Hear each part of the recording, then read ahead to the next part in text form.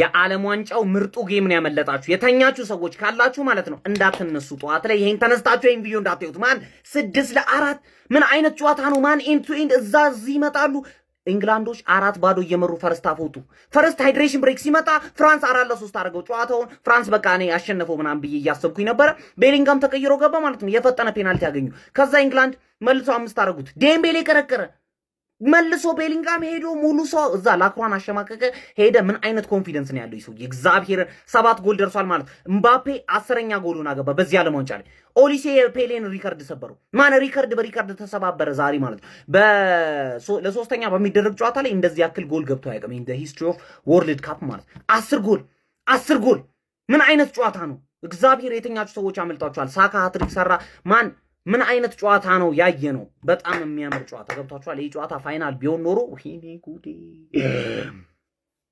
ምን አይነት ጨዋታ ነው የተኛችሁ ሰዎች እግዚአብሔርን በጣም ነው ያመለጣችሁ ምን አይነት ጨዋታ ነው በለው ጨዋታ ምን ብዬህ ነበረ ገና ላይን አፑን አይቼማ እንግሊዝ ፈርስት ሃፍ 4 ሰከንድ ሃፍ 2 ፍራንስ ደግሞ ሰከንድ ሃፍ እንዳለ ኤምባፔ 2 ጎል አረደለ 6-4 ማን 10 ጎል እኔ 9 ጎል ነበር 5-4 ነበር የገመትኩት ኢማጂን ማ 8 ሰዓት ድረስ ቁጭ ብለ ይሄን ጨዋታ ያየው ሰውዬ ኦሬዲ በጨዋታ ረክታል አሁን ነገ ምናልባት ውግም ላለ ጨዋታ ተዘጋጅታል ማ ይሄን ጨዋታ ያላየ ሰውዬ ደግሞ ማኑ በቃ ባጭሩ ከላይን አፕ ቪዲዮ ጀምሮ እያየ ተዝናና ነው ምክንያቱም ማኑ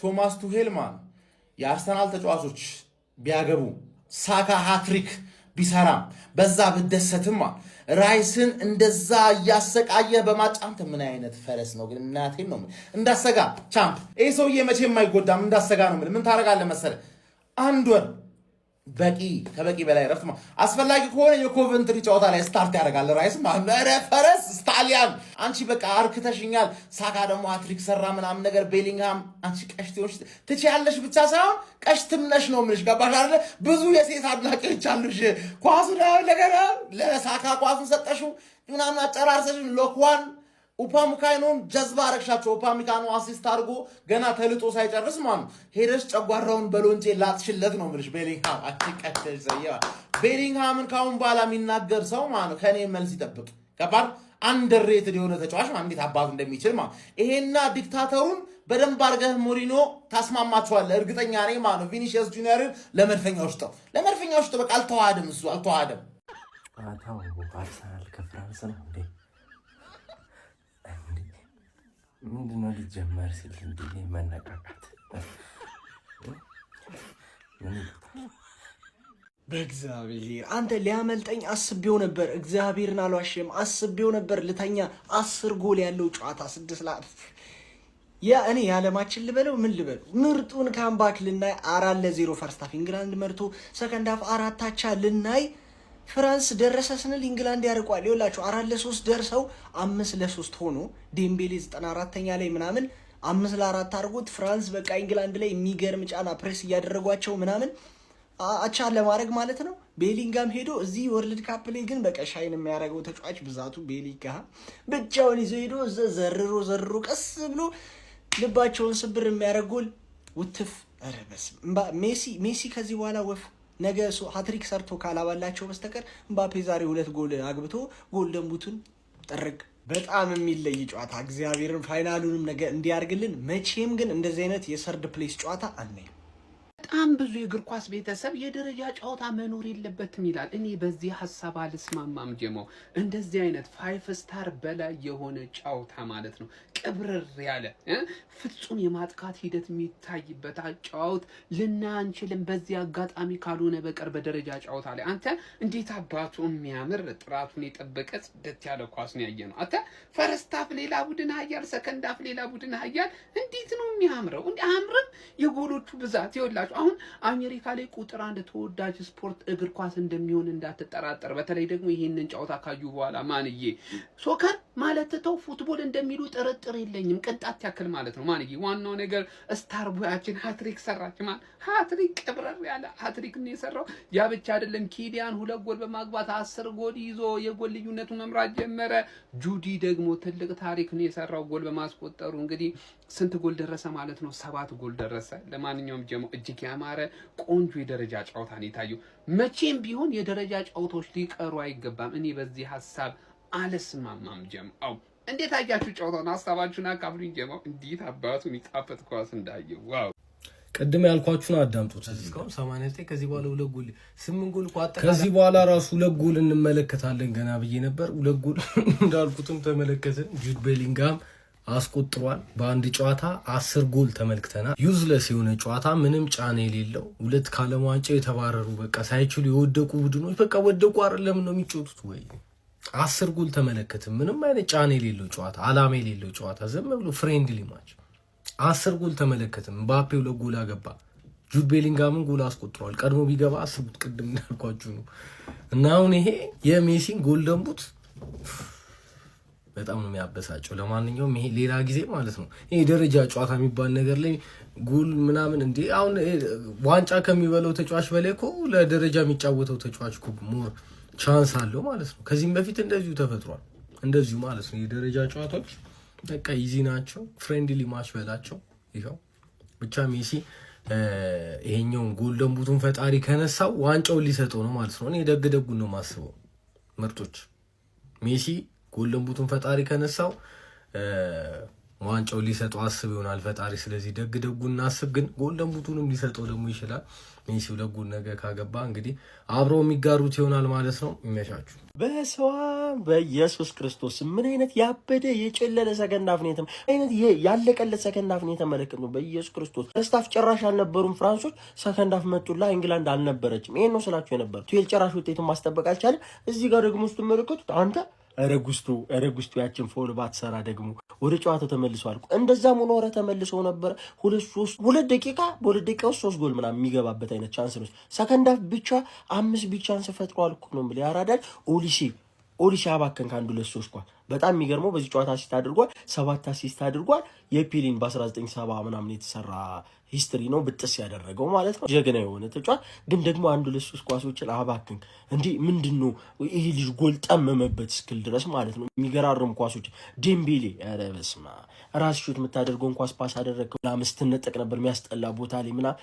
ከዛ መጨረሻ ላይም ቻሎ በውኖልን ያን ጎል ያስቆጠርከው ማለት ነው። ኪሊያን ምባፔ በዚህ ውድድር ያራዳ ልጅ በቃ ስኬታማ ሰው። በዚህ ጨዋታ እሷ ናት። ቲሟ ተሸንፎ 4ኛ ደረጃ ቢያጠናቅቅም እሷ ግን 2 ጎሏን አሲስቷን አድርጋ እላይ ደቅ ብላለች።